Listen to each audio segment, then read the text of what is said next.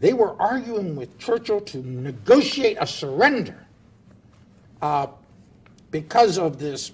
They didn't know whether there would be an army left on the morrow.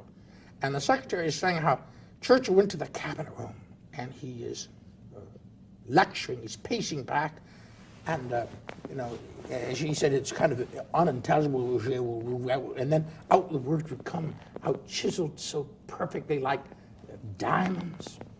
And then he came to this voice, that we shall fight on the beaches, we shall fight on the landing grounds, we shall fight in the streets and in the hills.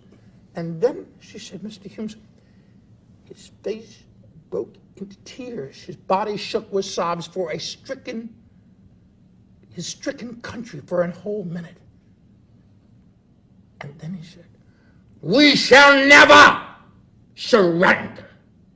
And when he said that, the House of Commons the next day, they all rise up. And he says to the Foreign Secretary, if the Nazis do come ashore, we'll beat them over the heads with the butt ends of broken beer bottles, which is bloody all we've got. And he says that. And then he goes to the BBC studio and he says this.